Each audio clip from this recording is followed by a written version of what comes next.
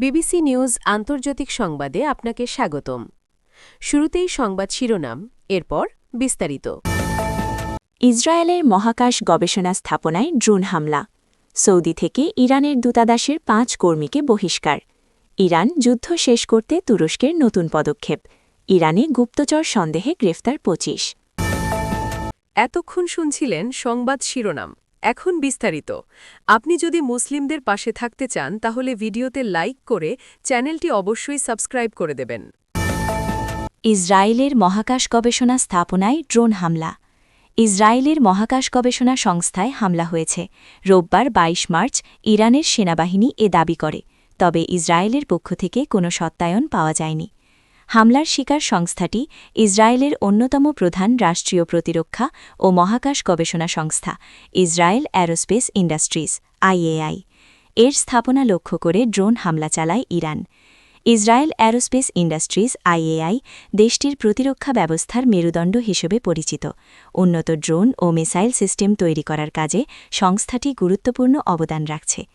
ইরানের সেনাবাহিনী দাবি করে তাদের ড্রোনগুলো ইসরায়েলের বেন গরিয়ান আন্তর্জাতিক বিমানবন্দরের কাছে অবস্থিত আইএআইয়ের স্থাপনাগুলোতে সফলভাবে আঘাত এনেছে।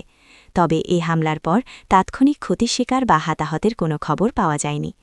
এদিকে সম্মুখ শত্রুর পাশাপাশি গুপ্তচরদের সঙ্গে লড়তে হচ্ছে ইরানি বাহিনীকে।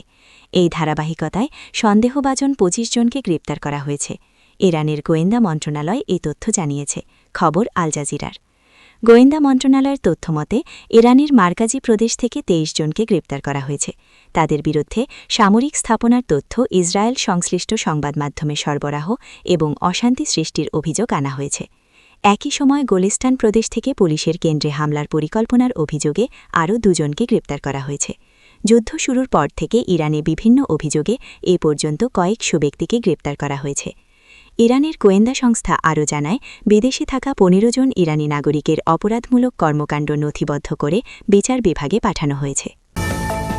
সৌদি থেকে ইরানের দূতাবাসের ৫ কর্মীকে বহিষ্কার। সৌদি আরবের ভূখণ্ডে বারবার হামলার প্রতিবাদে ইরানের সামরিক অ্যাটাশেসহ দূতাবাসের ৫ কর্মীকে বহিষ্কার করেছে রিয়াদ। তাদের ২৪ ঘণ্টার মধ্যে সৌদি আরব ছাড়ার নির্দেশ দেওয়া হয়েছে। শনিবার সৌদি পররাষ্ট্র মন্ত্রণালয় এক বিবৃতিতে জানায়, তারা রিয়াদে নিযুক্ত ইরানের সামরিক অ্যাটাশে, সহকারী সামরিক অ্যাটাশে এবং মিশনের আরও ৩ কর্মীকে অবাঞ্ছিত ঘোষণা করেছে। রিয়াদের পক্ষ থেকে এমন এক সময়ে এ সিদ্ধান্ত এসেছে যখন ইরানে যুক্তরাষ্ট্র ইসরায়েলের হামলাকে ঘিরে অঞ্চলটির পরিস্থিতি আরও অস্থির হয়ে উঠেছে। সৌদি আরব সহ পারস্য উপসাগরীয় অঞ্চলের অন্যান্য দেশে হামলা চালাচ্ছে আক্রান্ত ইরান। তেহরানের দাবি, উপসাগরীয় অঞ্চলের বিভিন্ন দেশে থাকা যুক্তরাষ্ট্রের সামরিক ঘাঁটি ও স্বার্থসংশ্লিষ্ট স্থাপনায় তারা হামলা চালাচ্ছে। তবে ইরানের হামলায় দেশগুলোর বেসামরিক কেন্দ্র ও জ্বালানি স্থাপনাও ক্ষতিগ্রস্ত হচ্ছে। এর ফলে পুরো অঞ্চলে বিশৃঙ্খলার সৃষ্টি হয়েছে এবং বৈশ্বিক জ্বালানি বাজার অস্থিতিশীল হয়ে পড়েছে।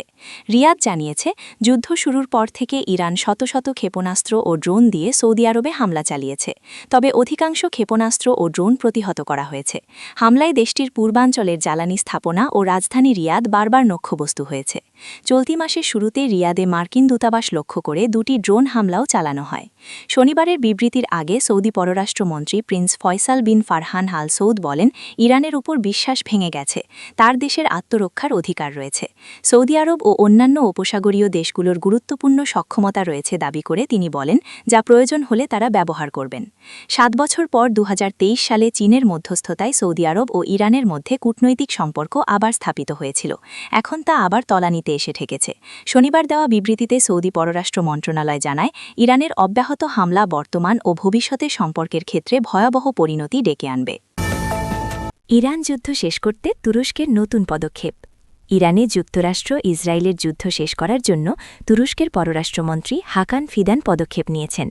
তিনি রোববার মিশর ও ইরানের পররাষ্ট্রমন্ত্রী এবং যুক্তরাষ্ট্র ও ইউরোপীয় ইউনিয়নের কর্মকর্তাদের সঙ্গে ফোনে কথা বলে যুদ্ধ শেষ করার আহ্বান জানান। তুর্কি কূটনৈতিক সূত্র অনুসারে এসব তথ্য জানা গেছে। ফিদান ইরানের পররাষ্ট্রমন্ত্রী আব্বাস আরাগগুচি, মিশরের পররাষ্ট্রমন্ত্রী বাদার আব্বেলাত্তি, ইউরোপীয় ইউনিয়নের পররাষ্ট্রনীতি বিষয়ক প্রধান কায়া কাল্লাস এবং যুক্তরাষ্ট্রের কর্মকর্তাদের সঙ্গে পৃথকভাবে ফোনে কথা বলেন। তবে আলাদা আলাদা ফোনে আলোচনার বিষয়বস্তু নিয়ে বিস্তারিত জানানো হয়নি। মার্চের শুরু থেকে ইরান হুরমুজ প্রণালী কার্যকরভাবে বেশিরভাগ জাহাজের জন্য বন্ধ করে দিয়েছে।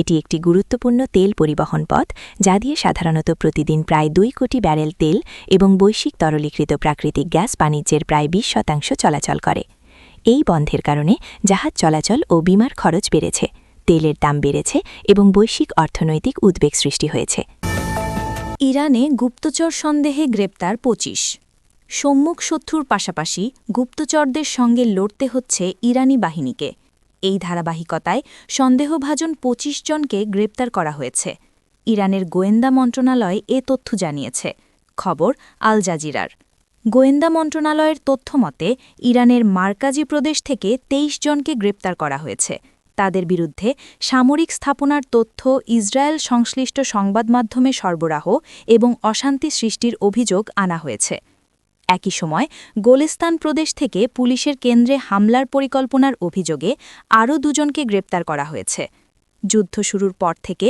ইরানে বিভিন্ন অভিযোগে এ পর্যন্ত কয়েকশো ব্যক্তিকে গ্রেপ্তার করা হয়েছে ইরানের গোয়েন্দা সংস্থা আরও জানায় বিদেশে থাকা ১৫ জন ইরানি নাগরিকের অপরাধমূলক কর্মকাণ্ড নথিবদ্ধ করে বিচার বিভাগে পাঠানো হয়েছে এদিকে সৌদি আরবের ভূখণ্ডে বারবার হামলার প্রতিবাদে ইরানের সামরিক অ্যাটাশে সহকারী সামরিক অ্যাটাশে এবং মিশনের আরও ৩ কর্মীকে বহিষ্কার করেছে রিয়াদ তাদের ২৪ ঘণ্টার মধ্যে সৌদি আরব ছাড়ার নির্দেশ দেওয়া হয়েছে শনিবার সৌদি পররাষ্ট্র মন্ত্রণালয় এক বিবৃতিতে জানায় তারা রিয়াদে নিযুক্ত ইরানের সামরিক অ্যাটাশে সহকারী সামরিক অ্যাটাশে এবং মিশনের আরও ৩ কর্মীকে অবাঞ্ছিত ঘোষণা করেছে